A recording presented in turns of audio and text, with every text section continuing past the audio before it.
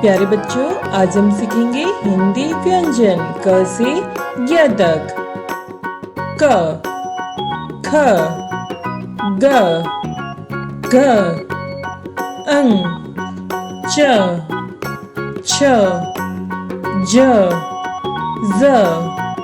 ञ, ट, ठ, ड, ढ, ण, त, थ, द, ध, न, प,